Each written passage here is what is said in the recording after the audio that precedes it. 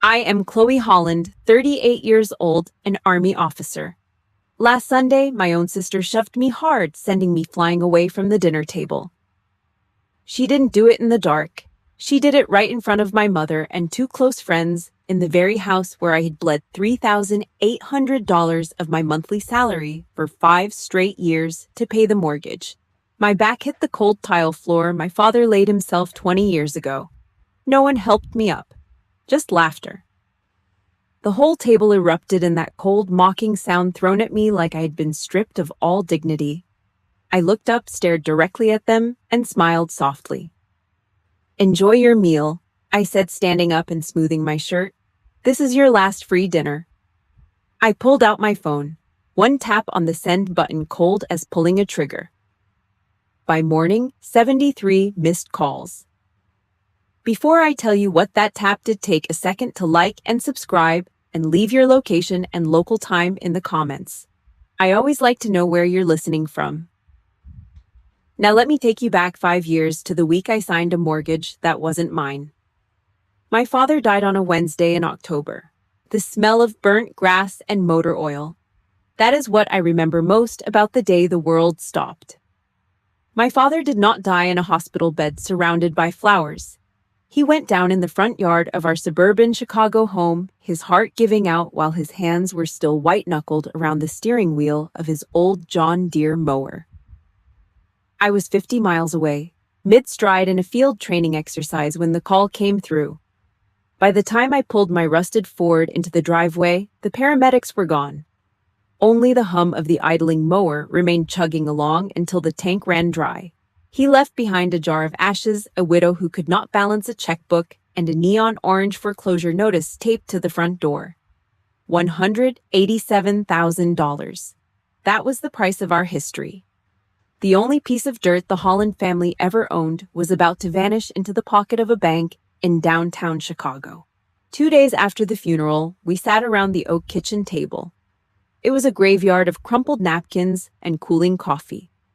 My mother Lorraine sat at the head, her eyes red and vacant. My sister Carla sat opposite me, scrolling through her phone, her thumb clicking against the glass with a rhythm that made my jaw ache. Carla was 42, twice divorced, and currently unemployed. Her credit score was a dumpster fire. My mother had no income. Every pair of eyes in that room eventually landed on me. I was the officer, the one with the steady government paycheck. The one with the perfect 738 credit score. "We are drowning, Chloe," my mother whispered. She did not look at the bills. She looked at me. My military brain kicked into high gear. I saw a squad in trouble. I saw a perimeter failing. I did what I was trained to do. I took the objective. I did not realize then that in my family being a soldier just meant being a target. The mortgage office was a miserable hole in a strip mall. The carpet smelled like old coffee and damp cardboard. A fluorescent light overhead hummed with a sharp electric buzz that set my teeth on edge. I sat across from a loan officer who looked like he had not seen the sun since the 90s. He slid a stack of papers toward me. I hesitated. The air in the room felt thin. Then I felt it. My mother's hand reached over and clamped onto my forearm. She did not just hold me, she squeezed. I could feel her fingernails biting into my skin, leaving deep red crescents. It was a desperate, primal grip. "I promise, Chloe." She sobbed, the sound wet and jagged. "We will all chip in. Carla will help. I will find a way. I just cannot lose this house. I cannot die anywhere else." I looked at the red marks on my arm. I looked at her tears. I took the pen. The nib scratched against the paper, a harsh, dry sound in the silent office. One signature, then another. I tied myself to a $228,000 debt, interest included. I felt the weight of the house settle onto my shoulders, heavy as a full rucksack on a 20-mile march. For the first 3 months, things worked. My mother sent her portion. Carla made noise about a job.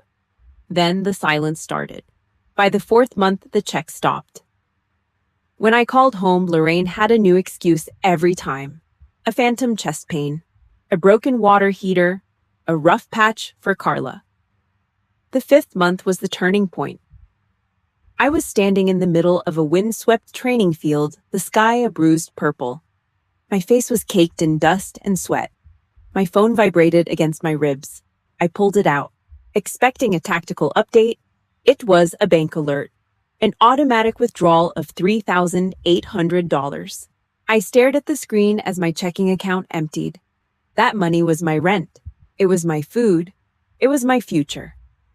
I stood there surrounded by soldiers, feeling more alone than I ever had in a foxhole. The cold wind bit through my uniform, but the ice was inside me. My mother had not just used my credit, she had weaponized my loyalty. She knew I would never let the house fall. She knew I would bleed so they could sit on the porch and drink wine. I closed my eyes and took a breath of the dry, dusty air. I realized then that I was not protecting a squad. I was being picked clean by scavengers. My father's house had become my cage, and my own mother had turned the key. I looked at the notification one last time before shoving the phone back into my pocket. $3,800. Every single month. "Holland, get a move on," my sergeant barked. I snapped to attention. My back was straight, my face a mask of granite. I stepped into the mud and kept marching. I was a soldier after all. And a soldier knows when they have been ambushed. I was on a battlefield with no cover and no backup. But they forgot one thing about people like me. We know how to strike back. 14 months into my sentence as the family bank, the front door of the Holland house swung open for a new tenant. Carla was back. She did not come back with a suitcase and a plan. She arrived with 4 massive hard-shell rollers that groaned against the driveway and a designer handbag slung over her shoulder like a trophy. She had finished her second divorce the way she finished everything: messy, broke, and looking for someone else to clean up the spill. She dropped her keys on the oak kitchen table, the same table where I'd signed away my freedom, and looked around like she was checking into a Hilton. "Just for a few weeks," she told our mother Lorraine. "Just until I get my feet under me." A few weeks turned into months. The weeks were measured in the trash cans out back, which started filling up with empty bottles of expensive Chardonnay and takeout containers from the Italian place downtown. Her clothes, mountains of synthetic fabrics and fast fashion tags, began to migrate. They invaded the laundry room. They spilled over the couch. I was still bleeding $3,800 every month into that mortgage, hoping that maybe she would throw $20 toward the water bill. The amount she contributed, $0. Not a cent. Not even a thank you. That did not sound like a demand for more. I tried to talk to my mother. I went to her room, the air thick with the smell of lavender spray and old newspapers. I laid my bank statements on her bedspread, white paper, black ink, red numbers. I pointed to the utility spikes. I asked as calmly as my military training allowed, when Carla was going to start carrying her own weight. Lorraine did not even look at the numbers. She did not look at the proof of my exhaustion. She sat up, her face twisting into that practiced look of wounded motherhood. "Your sister is at rock bottom, Chloe." She snapped the words sharp and defensive. "She just lost her marriage. She is grieving. Don't make this harder than it has to be. You have your army salary. You're fine." The silence that followed was thick enough to choke on. My own mother was using Carla's failures as a leash to keep me in line. It was a shield, a barrier she erected to protect the child she liked from the child she used. I felt a knot form in my throat, a dry, bitter lump I couldn't swallow. I turned and walked out without another word. To keep that 3-bedroom house with the manicured lawn standing, I had turned my own life into a bunker. I had moved out of my decent apartment and rented a studio 40 miles from the base. It was a shithole. The pipes groaned and bled rust-colored water every morning.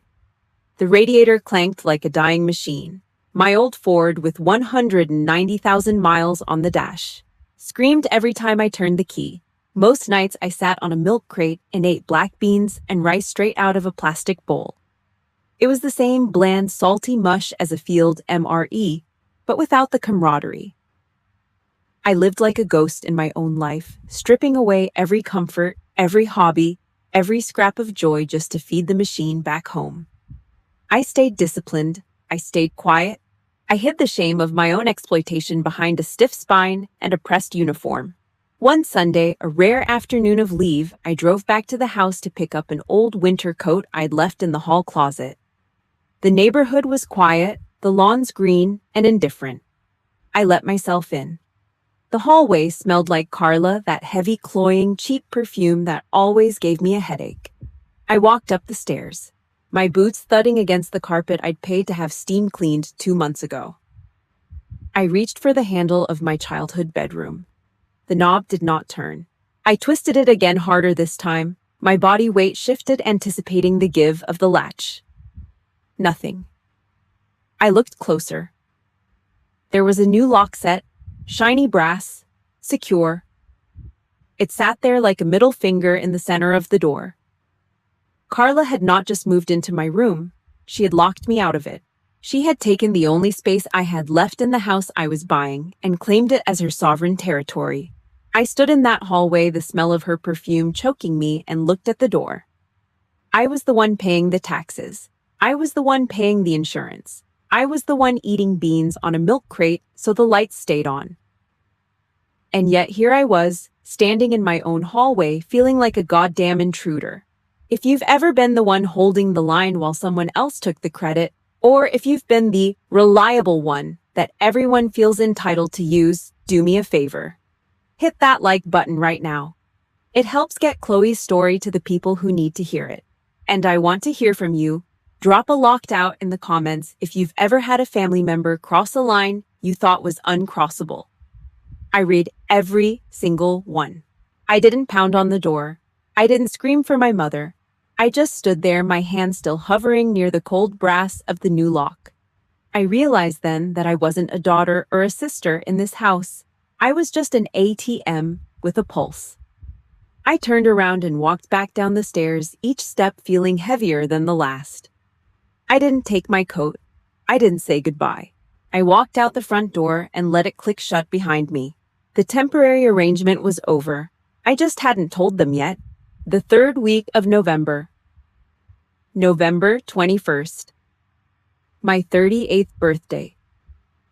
I woke up at 0500, my body still locked into the internal clock of a soldier on deployment. I looked at my phone, a black slab of plastic sitting on the milk crate next to my bed. The screen was blank. No happy birthday Chloe from Lorraine, no love you sis from Carla. Not even a generic, automated notification they'd bothered to click. I was 38, and in the eyes of my blood, I had ceased to exist. My only function was a monthly direct deposit of $3,800. The base was cold that morning. A biting Chicago wind whipped through the barracks, smelling of damp concrete and jet fuel. I kept my head down. I kept my spine straight. I didn't expect a cake. I didn't expect a song. But the silence from home felt like a physical weight, heavier than any rucksack I'd ever carried. Around 1400, Margot, the quartermaster sergeant, walked past my desk. She was a hard-edged woman with skin like cured leather and a gaze that could strip paint. She didn't stop. She didn't smile. She just slid a small plastic container onto the edge of my workspace. Inside was a single grocery store cupcake with neon blue frosting that looked like lard and sugar. Stuck in the center was a small, flickering candle in the shape of a number 8. Welcome to the 38 Club, Holland. Margot muttered, her voice a low rasp. She patted my shoulder, once a heavy, honest strike, and kept walking. That was it. A stranger had remembered what my mother had traded for a mortgage payment. I took the cupcake and walked toward the latrine at the end of the hall. I needed to be alone. I needed to disappear. I locked the door of the last stall. I didn't sit. I stood there looking at that pathetic little candle flickering in the dim fluorescent light. My hands were shaking, not from fear, from the sudden violent realization that I was a ghost in my own life. I reached out and slammed my palm against the button of the industrial hand dryer on the wall. The machine roared. A violent rattling scream of hot air that filled the small space. Under the cover of that mechanical noise, I let go. I didn't just cry, I broke. I leaned over the sink, my shoulders heaving, gasping for air that tasted like bleach and industrial soap. I cried for the daughter who had signed her life away. I cried for the father who wasn't there to stop it. I cried for the lard frosting cupcake that was the only proof I was still alive. Exactly 4 minutes. That was all I allowed myself. When the dryer finally cut out, the silence was absolute. I splashed cold water on my face, looking at the officer in the mirror. Her eyes were bloodshot, but the haze was gone. The victim had died in that stall. The soldier had survived. That night I drove. I didn't go back to my shithole studio apartment. I drove to the old neighborhood. A cold, drizzling rain was falling, blurring the streetlights into smudges of orange and white on the windshield. I parked 20 yards down from the house, killed the engine, and sat in the dark. The house was glowing. Every light was on. It looked like a goddamn lantern in the middle of the street. Several cars I didn't recognize were parked on the lawn I paid to have mowed. I pulled out my phone and opened Instagram. There it was. Carla's latest post. A video. She was standing at the head of the oak table, the one where my father used to sit. She was holding a glass of deep red wine, laughing as she toasted a dozen people crammed into the dining room. She was using my mother's good china, the set I had spent $300 to have professionally moved and insured. To the single and free life, Carla yelled in the video, her voice high and shrill with wine. To a new beginning in a house that finally feels like home. She was celebrating her freedom in a house built on my blood money. She was playing hostess with my salary while I sat in a rusted Ford eating a grocery store cupcake under a leaking sky. The rain drummed against the roof of the car, a steady rhythmic thud like a funeral march. I didn't storm inside. I didn't scream. Discipline taught me that you never attack until you've mapped the terrain. I watched the shadows move behind the curtains. I watched them drink my wine and eat my food. Then I put the car in gear and drove away. I went back to my studio.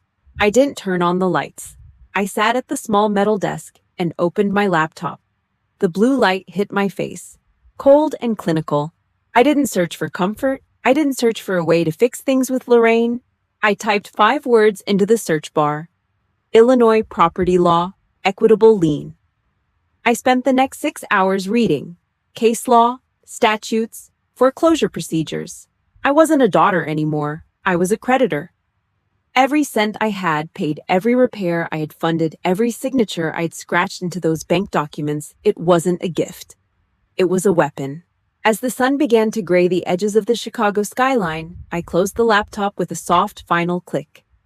I looked out at the street, my face a mask of granite. The fire was lit. Now I just had to decide how much I wanted to let burn. I stood up and smoothed my uniform. My 39th year was starting today, and it was going to be the most expensive year of Carla's life. The laser printer in the administrative office hummed until the plastic casing felt hot to the touch. 60 months of bank statements make for a hell of a book. 5 years of my life stacked in a crisp white pile that smelled of burnt toner and desperation. I sat there with a neon yellow highlighter, my back locked straight against the hard plastic of the chair. I wasn't just an officer in that moment. I was an auditor of my own betrayal. I tagged every mortgage payment, every emergency transfer I'd sent to my mother's account, every overdraft fee that had hit me like a physical blow because they couldn't stop spending money I hadn't even made yet. I compressed the digital versions into a single folder on my encrypted drive. I named it Evidence_01. It didn't feel like a family history. It felt like a Target package. Saturday morning arrived with a gray, heavy sky. I drove to the house. I didn't call ahead. I didn't want them to have time to hide the trash. I told Lorraine I was there to check a supposed leak in the basement pipes. It was a flimsy pretext, but it worked. My mother was slumped in her recliner, the flickering blue light of a game show washing over her face.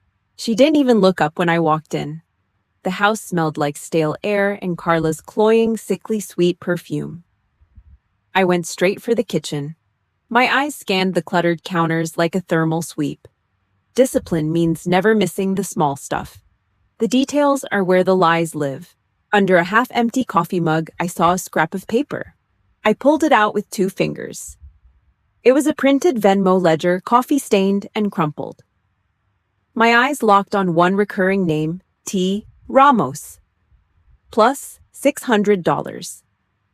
The note attached was simple: rent for March. $600. While I was skipping meals and driving a rusted-out Ford to cover a $3,800 mortgage, Carla was running a side hustle in my house. She was pocketing $600 a month under the table tax-free while I bled out financially.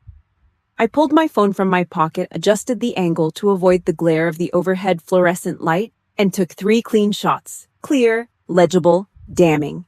I walked upstairs, my boots silent on the carpet I was still paying for. I stopped in front of my old bedroom door. The shiny brass lock was still there, a mocking middle finger in the center of the wood. But it wasn't just the lock this time. Sitting right on the threshold was a pair of scuffed brown leather work boots, size 11. They were caked in dried mud and fresh sawdust. The smell hit me instantly: sour sweat, old tobacco, and the stench of a man who didn't belong in my home. A stranger was living in my childhood room. The room where my father used to read to me. The room where my medals were once pinned to the wall before they were boxed up and forgotten. Carla hadn't just stolen the space. She had pimping out my history to a tenant for $600 a month. I knelt down on one knee, my joints popping in the quiet hallway. I photographed the boots. I photographed the lock. I photographed the trail of mud leading into the room.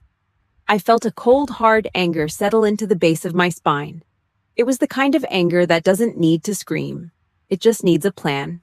Monday morning, back at the base, the air felt cleaner. I spread the photos and the bank statements across my desk like a tactical map. Margot leaned over the table, her face looking like a piece of weathered granite. She didn't ask a single question. She didn't offer a pitying look. She just looked at the Venmo statement and then at the photo of the size 11 boots.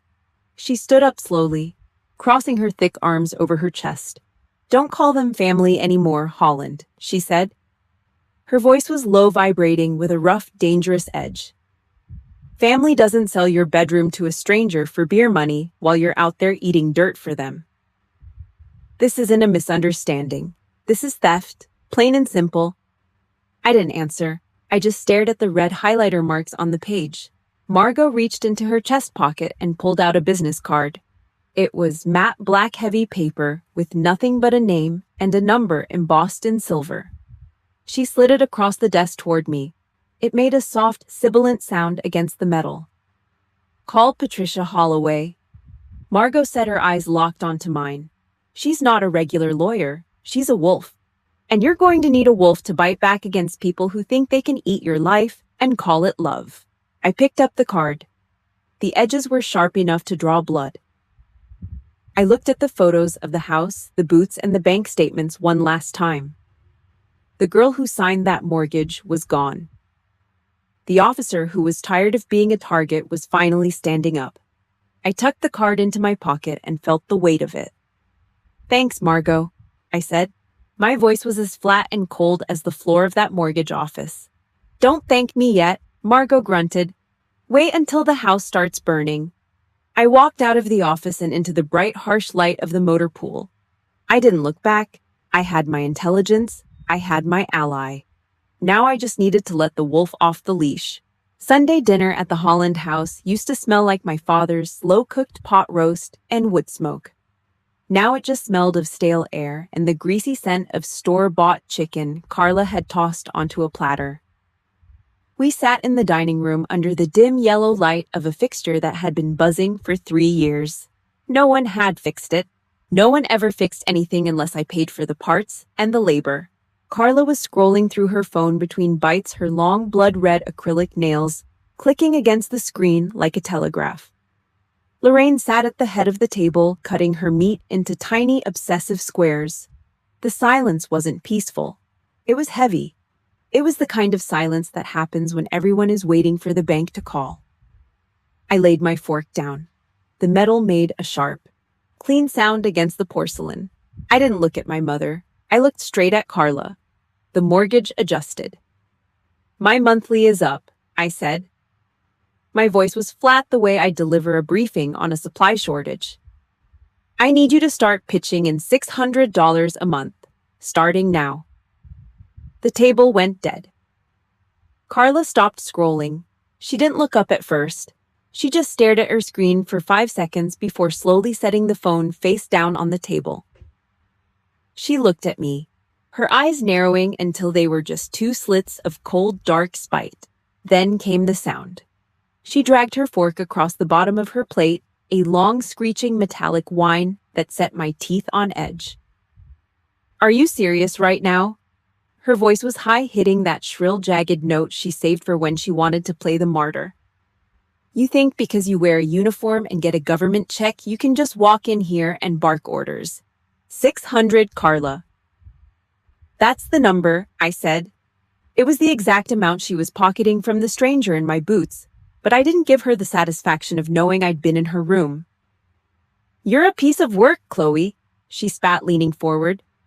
She pointed one of those red nails at my face. You think writing a few checks makes you the boss? I'm here 24/7. I'm the one taking Mom to her appointments. I'm the one doing the grocery runs. I'm the one keeping this family together while you're off playing soldier. She threw her hands up in a grand sweeping gesture. If we're talking about money, let's talk. If I charged a professional rate for home health care and elder care, you'd owe me $50,000 a year. Minimum. You're lucky I don't send you an invoice. I didn't blink. I didn't argue. You don't negotiate with a narcissist when they're in the middle of a script. I turned my gaze to my mother. Lorraine wouldn't look at me. She was staring at her napkin, her fingers trembling as she smoothed out a wrinkle that wasn't there. Over and over. Her eyes were wet, that practiced shimmer of tears she used whenever things got uncomfortable. Mom, I said. Why do you have to do this? Chloe? She whispered, her voice cracking. Why do you have to come in here and pick fights? Your sister is trying so hard. She's had a terrible year. Her life is in pieces. I'm the one paying for the pieces, Mom, I said. She told me she was helping you. Lorraine's voice rose, turning into a frantic, shaky plea. She told me she's been Venmoing you $300 every month. She said you two had an agreement. Why are you lying to me? I felt the blood drain from my face. A cold electric jolt hit the base of my skull. I looked at Carla. She didn't look guilty. She looked bored. She picked up a piece of chicken and chewed it slowly, watching me with a smirk that said she knew exactly what she'd done. She hadn't just stolen my money. She hadn't just stolen my room. She had poisoned my mother's mind, turning me into the greedy, lying villain so she could stay the golden child while living off my sweat. They were a team now. A parasite and its host united against the person keeping the roof over their heads. The air in the room felt like it was being sucked out. The smell of the chicken made me want to gag. I realized then that there was no saving this. There was no conversation that would make Lorraine see the truth because the truth was too expensive for her to acknowledge. She needed Carla's lies to feel okay about using me. I stood up slowly. My chair made a dull thud against the floor. I didn't throw a plate. I didn't scream. I reached over, grabbed my coat from the back of the chair, and zipped it up. My movements were precise, disciplined. I see, I said. My voice was so quiet it was almost a whisper, but it cut through Carla's smirking silence like a razor. Yeah, you see, Carla mocked, leaning back and crossing her arms. Go back to your little shithole apartment, Chloe. We're doing just fine here without your attitude. I didn't look back. I walked through the kitchen past the pile of unopened mail I knew were late notices for bills they'd ignored. I stepped out onto the porch and pulled the door shut. The click of the latch sounded like a final judgment. The Chicago night was biting a damp wind coming off the lake that tasted like iron. I walked to my rusted Ford, my boots crunching on the gravel. I got inside, but I didn't start the engine. I reached into my pocket and pulled out the matte black business card Margot had given me. The silver lettering of Patricia Holloway caught the faint light of the street lamp. My hand was steady. I dialed the number. The phone rang 3 times before a woman's voice answered, low, calm, and sounding like she'd been expecting the call. This is Patricia, she said. My name is Chloe Holland, I said. looking at the glowing windows of the house I was paying for. I have a house I need to burn down. Legally. I heard you were coming, Patricia replied. Do you have the evidence? I have everything, I said. I hung up and started the car. The engine groaned, then roared to life. As I pulled away, I didn't feel sad. I didn't feel guilty. I felt the way a soldier feels when the fog finally lifts and the enemy position is clear. The family was gone. Now there was only the mission. Tuesday morning was sharp gray and tasted like damp iron. Patricia Holloway's office was on the 20th floor of a glass tower that overlooked the cold churn of Lake Michigan. There were no family photos on her desk, no framed drawings from grandkids, just thick leather-bound statutes, a heavy brass paperweight, and the smell of coffee so black it looked like motor oil. Patricia was a woman built of straight lines and gray wool. She didn't offer me a seat until she had finished reading the first 10 pages of Evidence_01. The folder made a heavy dead thud when I dropped it onto the oak surface. I stood by the window, my hands locked behind my back in a parade rest.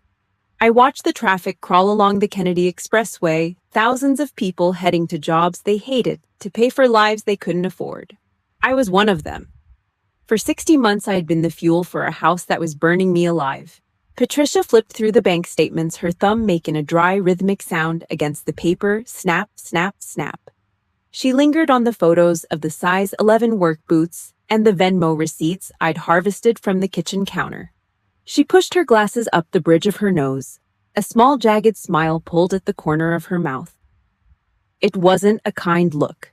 It was the look of a predator that had just caught the scent of blood in the water. They didn't just borrow your life, Officer Holland, she said, her voice a low, gravelly rasp. They picked the bones clean. Most people come to me when they're bruised. You've been hollowed out. But generosity has a strict expiration date in this state. Yours ended 48 months ago.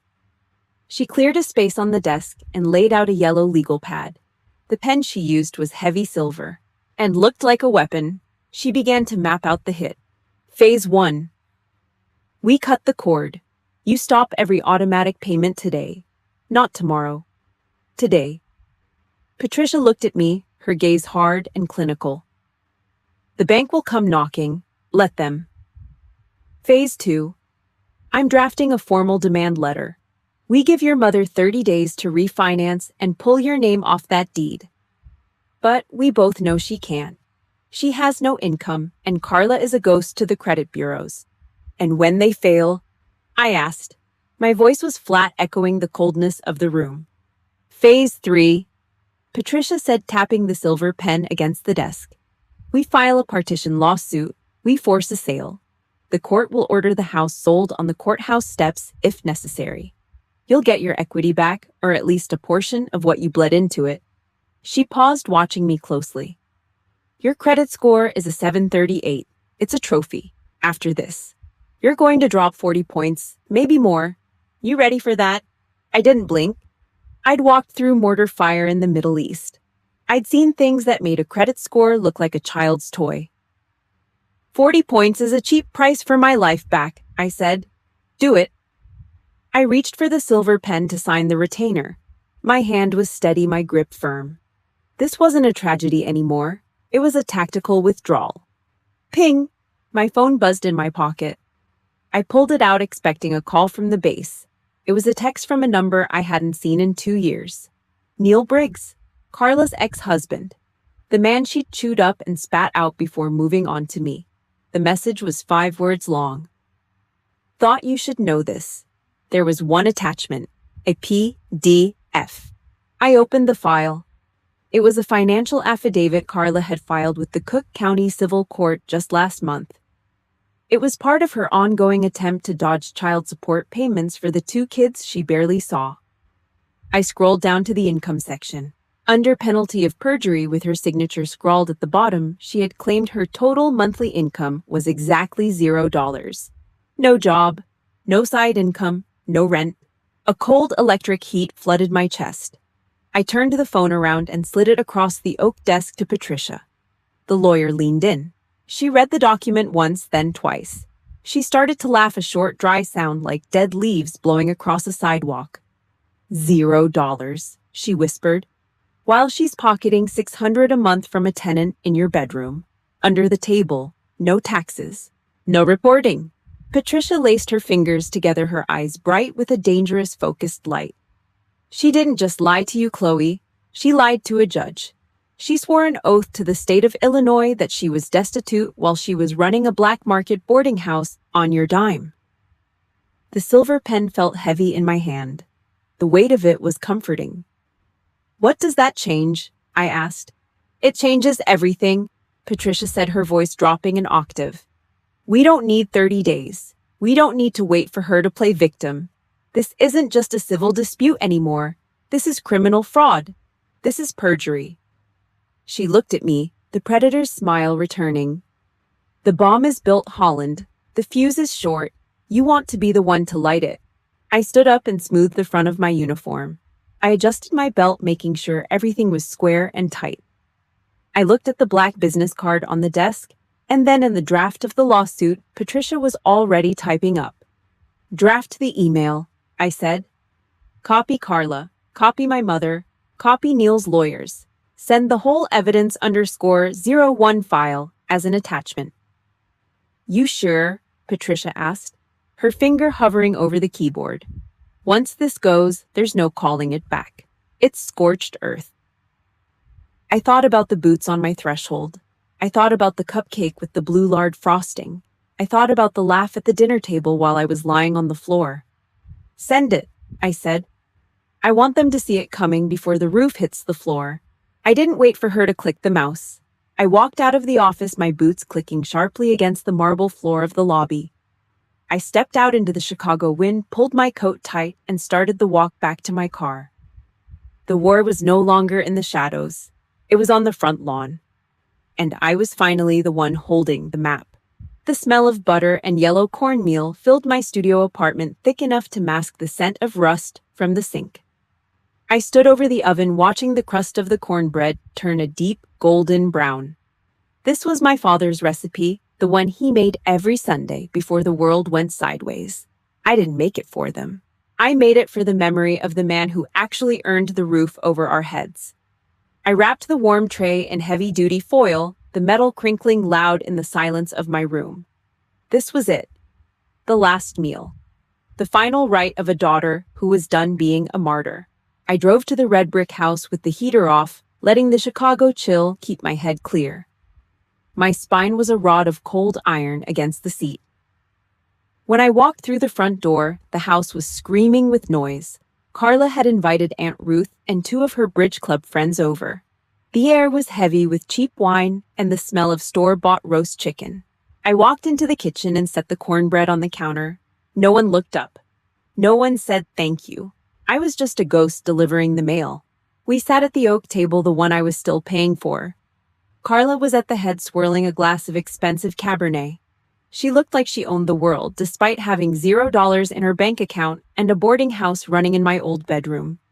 She leaned back, her red acrylic nails clicking against the glass. Next week, the contractors are coming. Carla announced, her voice dripping with the unearned confidence of a golden child. We're ripping up this old hardwood on the 2nd floor. It's trash. I'm thinking wide plank white oak. It'll brighten the place up. I stopped chewing. I looked at the floor, then back at her. My voice was low, a steady hum. With what money, Carla? The laughter at the table died instantly. Carla's face shifted from smug to feral in a heartbeat. She slammed her wine glass down so hard the red liquid splashed across the white tablecloth like a fresh wound. What is your problem, Chloe? She hissed, her eyes darting to her friends to make sure she had an audience. You think, because you write a few checks, you get to dictate how we live. You aren't the head of this house. You're just the help. You're the maid who happens to wear a uniform. The word maid hung in the air, foul and heavy. I looked at my mother. Lorraine was hunched over her plate, obsessively picking at a piece of bread, her eyes locked on the table. She didn't defend me. She didn't tell Carla to shut up. She just sat there in her cowardly silence, letting her favorite child spit on the person keeping the lights on. I stood up to get a glass of water, my chair scraping harshly against the tile. I needed to move before I choked on the disrespect. When I came back toward the table, Carla was standing in my path. She had pulled my chair back, blocking me, her chin tilted up in a jagged challenge. "Sit down and shut up, Chloe," she snapped. "Nobody wants your attitude at dinner." I didn't say a word. I reached for the back of my chair to pull it back into place. Carla's hand shot out. She didn't just nudge me. She planted both palms on my shoulders and shoved with everything she had. I wasn't expecting it. My boots slipped on the slick tile. I went down hard. My back hit the floor, the very tiles my father had laid with his own hands 20 years ago. The impact knocked the wind out of me. I laid there for a second, staring at the ceiling, the air trapped in my lungs like a stone. Then the sound started. Laughter. Carla roared. Aunt Ruth chuckled into her napkin. Even her friends joined in their cackles, echoing off the walls of the house I had bled for. They looked down at me like I was a broken toy, a joke they'd finally finished telling.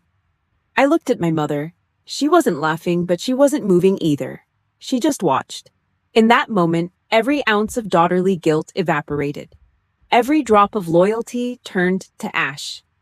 I felt a strange cold peace wash over me. I rolled onto my side and pushed myself up. I didn't brush the dust off my pants. I stood straight, squared my shoulders, and felt the weight of my uniform. "Enjoy your meal," I said. My voice was quiet, but it cut through their laughter like a razor. "It's the last free one you'll ever have." I reached into my pocket and pulled out my phone. My thumb hovered over the screen. The email was already drafted. The evidence. The lawsuit. The betrayal. If you've ever felt like the outsider in your own family, or if you've been pushed to the edge by the very people you were trying to save, hit that like button right now. It means the world. And do me a favor, comment "gone" below if you've ever had to walk away from a toxic situation to save yourself. Your support keeps Chloe's story moving. I didn't look at Carla. I didn't look at the wine stains on the table. I just pressed send. One tap. Cold as pulling a trigger. I watched the progress bar slide across the screen until it vanished. Sent. I turned around and walked out the door. I didn't look back at the red brick house. I didn't look back at the people inside. I stepped into the cold Chicago night, my spine straight, my face a mask of granite. The fuse was lit. By tomorrow morning, the house would be burning, and for the first time in 5 years, I was the one holding the match. The hot water in my studio apartment's shower hissed like a broken radiator. I stood under the stream until the air in the bathroom was thick enough to drown in the steam swirling around me like a heavy wet shroud.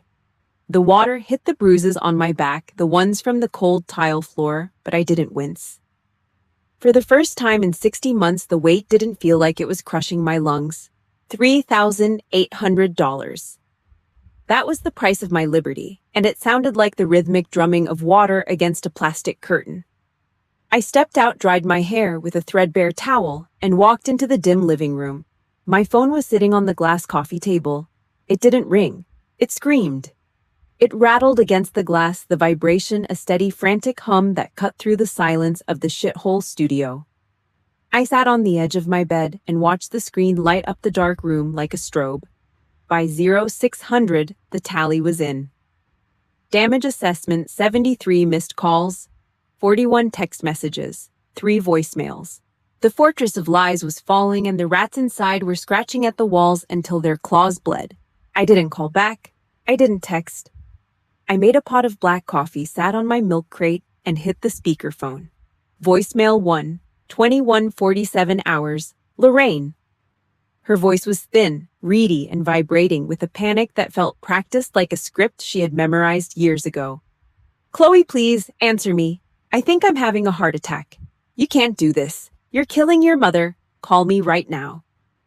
I took a sip of the coffee. Cold, bitter, just like the love she'd been selling me for $228,000. Voicemail 2, 23:15 hours. Carla. This one was pure acid. No tears, just teeth. "You cold-blooded bitch. You think a lawyer is going to scare me? I live here. You signed the papers. I'll burn this house to the ground before I let you take it. You're dead to me. You hear that, dead?" Voicemail 3, 03:20 hours. The tone had shifted. The acid had turned to ash. Carla again, but the bravado was gone. Her voice was cracked, shrill, and hovering on the edge of a total breakdown. The legal reality of perjury and mortgage fraud had finally clawed its way into her brain. "Chloe," Neil called, "the lawyers. They're talking about jail. Please. We're family. Just stop this. Tell them it was a mistake. Please, Chloe." I deleted the messages, one after another. A clean sweep of the drive. Tuesday morning at the base was clear and biting. I stood near the motor pool, my uniform, crisped my back a line of cold iron. The wind smelled of diesel and wet pavement. I was finishing a status report when I heard the screech of tires. Carla's beat-up sedan swerved into the access road, blowing past the visitor markers and sliding to a halt near the security checkpoint. She didn't wait for the guards. She lunged out of the car. Her hair was a tangled mess of blonde dye and grease. Her makeup was smeared across her face in jagged black streaks.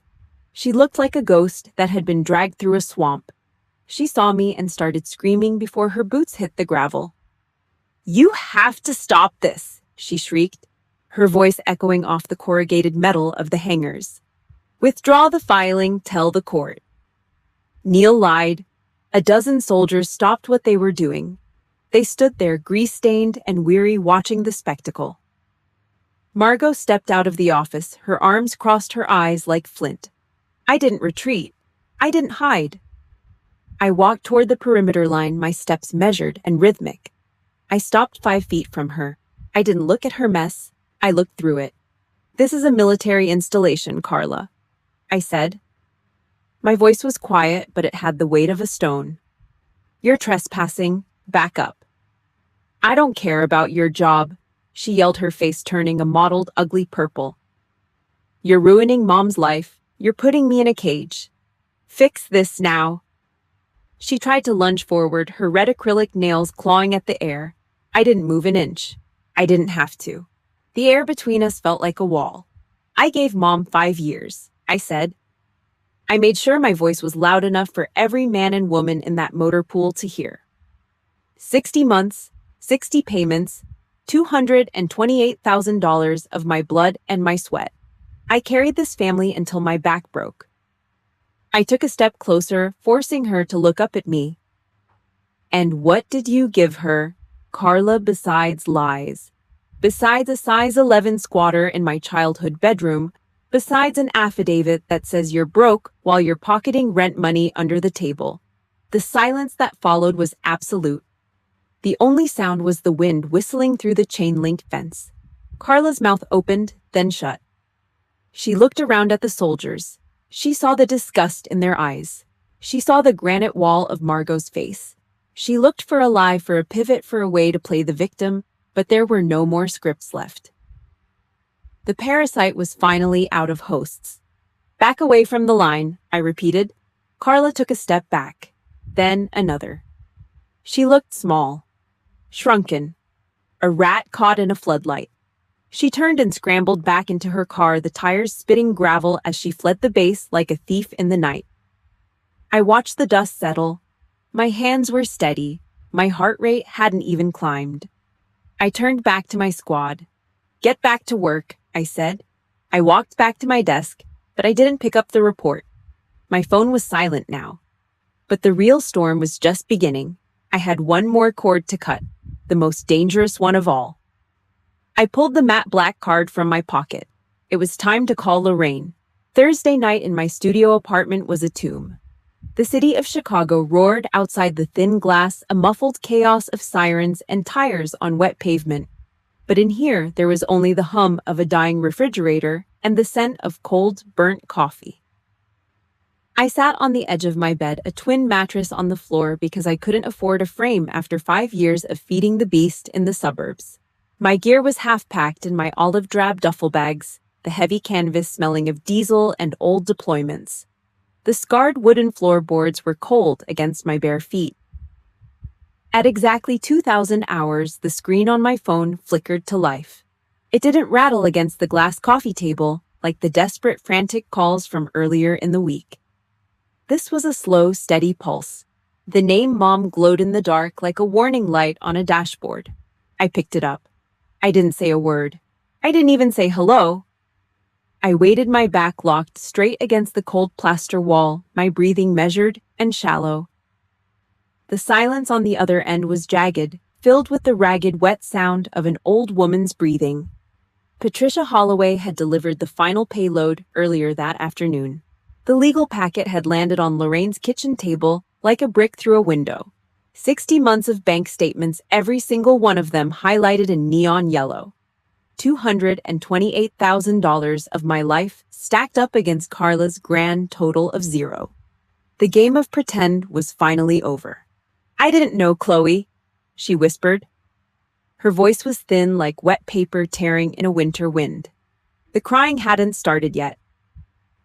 This was the sound of a woman who had finally run out of people to blame and was looking for a way to rewrite the ending. "Carla, she told me she was helping you. She swore to me on your father's memory that she was sending you $300 every month. She said you two had an agreement. I thought you were finally acting like sisters. I thought we were a family." I closed my eyes and leaned my head back until the plaster bit into my skull. I didn't feel the fire anymore.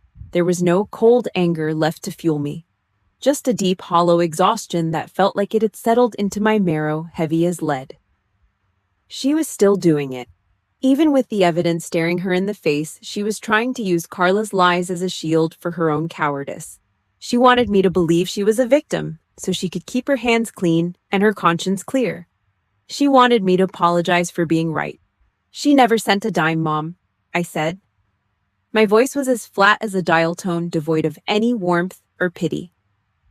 "She never planned to, and she was pocketing $600 a month from the stranger in my bedroom. Under the table, tax-free. You knew he was there. You walked past his muddy work boots every single morning. You didn't just let her do it. You cheered her on while I was skipping meals to pay for the roof over your head. You let her pimp out my childhood memories for beer money. I just wanted peace, Chloe." She whimpered, and now the tears were starting to flow, predictable as the tide. "I'm old. I'm sick. I can't handle this kind of stress. I'm your mother." "No," I replied, the word cutting through her excuse like a razor. "You didn't want peace. You wanted a bank account that didn't talk back. You chose the child who lied to you because she made you feel like a good mother. You punished the child who actually took care of you because I was a reminder of the bills you couldn't pay. You didn't just fail me. You and Carla worked together to bleed me dry." The sob broke then. It was a jagged, ugly sound that made my stomach churn with disgust. "But Chloe, where will I go?" "The bank. The papers from that woman Patricia. They say the house has to be sold. They say you're suing for the equity. You can't put your mother on the street, not after everything I did for you." I looked at my packed bags. I thought about the cupcake with the blue lard frosting she'd given me for my birthday. I thought about the way the laughter sounded when I was lying on the kitchen floor with the air knocked out of my lungs. "I'm not putting you on the street, Mom," I said. "You're going to sell the house. You're going to take whatever equity is left after the bank takes their share, and you're going to rent a small apartment, one you can afford on your Social Security, without me." "I won't survive it," she shrieked. "You're killing me. You're my daughter. You owe me." "I paid my debt," I said. "In full. 228,000 times over. I'm not your bank anymore, and I'm not your maid. From this moment on, don't call this number. Don't send Carla. Don't send anyone. We're done." "Chloe, wait." I didn't wait. I moved my thumb to the red button and pressed down. The line went dead. The silence that followed wasn't lonely. It was the sweetest thing I'd heard in 5 years. I went into my contacts, found her name, and hit block. Then I found Carla's number and did the same. I sat back down on my mattress and listened to the city roar. My heart rate didn't spike. My hands didn't shake. The umbilical cord was finally severed. It was jagged. It was bloody. But I was finally breathing my own air. I stood up, walked to the window, and watched the first hint of gray light touch the Chicago skyline. Tomorrow the movers would be at the red brick house. Tomorrow the for sale sign would go up. But tonight I was going to sleep in my own shithole apartment, and for the first time in 60 months, I wouldn't be dreaming about someone else's debts. The war was over. I was the only survivor. The red brick house on the corner is someone else's nightmare now. It took 6 months for the fire sale to go through, just weeks before the bank was scheduled to slap a heavy padlock on the front gate. Patricia Holloway didn't just play the legal game, she burnt the entire board to the ground. She used that perjury charge like a lead pipe, swinging it until Carla and Lorraine stopped screaming and started signing the settlement papers. When the final check arrived in a plain white envelope, it was for $87,000. It wasn't the full $228,000 I'd bled into that bottomless pit over 5 years, but in the world of urban warfare, you take the win you can get. My credit score dropped exactly 42 points the day the short sale finalized. I sat on my bed in the dark and watched the notification pop up on my phone. 42 points. Collateral damage. I'd seen soldiers lose limbs for less than that. I swiped the notification into the trash and went back to my drink. A 3-digit number on a credit bureau screen couldn't tell me who I was anymore. I was done being a number on someone else's ledger. Carla was gone. She'd crawled into some roach-infested studio on the south side, probably still trying to figure out how a size 11 boot and a coffee-stained Venmo receipt ended her 5-year run of luxury. She was waiting on a court date for the perjury and the housing fraud. Let her wait. Lorraine was tucked away in a mid-tier assisted living spot out in the suburbs. It was clean, it was quiet, and most importantly, it didn't cost me a single cent. She had her own social security check now, and she had to make it last until the end of the month, just like everyone else. I took my payout and put a down payment on a high-rise condo. 2 bedrooms. The kind of place where the air smells like expensive wax and filtered ventilation instead of old grease. No more rust-colored water staining the tub. No more pipes that groaned in the middle of the night like they were haunted by the ghosts of my missed mortgage payments. I have a floor-to-ceiling window that looks straight out over the marshland. In the early mornings, the mist clings to the tall grass like a wet blanket, and the sun cuts through the gray like a golden blade. I threw out every piece of clothing that reminded me of that house. Every stained t-shirt and every pair of worn-out jeans I'd worn while scrubbing their filth off the baseboards. I bought silk. I bought real wool. This morning I went down to the cafe in the lobby and ordered a double espresso. $7. I didn't have to open my banking app to see if I could afford the caffeine. I didn't have to calculate if buying a coffee meant I couldn't pay the electric bill. I just tapped my card and walked away. Friday night, the intercom buzzed. It was Margot. She didn't come over to cry about a car payment or beg for a loan because her heating went out. She came over with a bottle of Sauvignon Blanc that was so cold it made the glass bottle sweat in the warm air of my kitchen.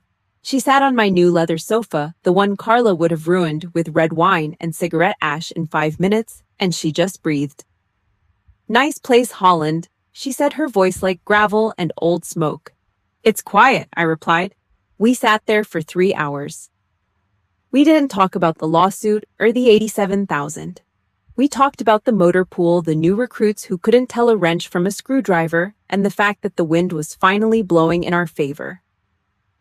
I realized then that family isn't the group of people who share your blood. It's the people who wouldn't dream of bleeding you dry. Loyalty isn't something you owe because of a name on a birth certificate. It's something you earn with every damn action you take. Sunday afternoon arrived with a pale winter sun that didn't provide much heat, but looked beautiful on the water. The marsh was quiet, the tall grass stilled by a thin skin of ice. I stood in my kitchen, my clean modern kitchen, and pulled a tray of cornbread out of the oven. The smell hit me immediately. Butter, honey, and yellow cornmeal.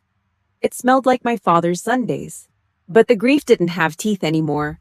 It was just a memory now tucked away in a box where it couldn't reach out and hurt me.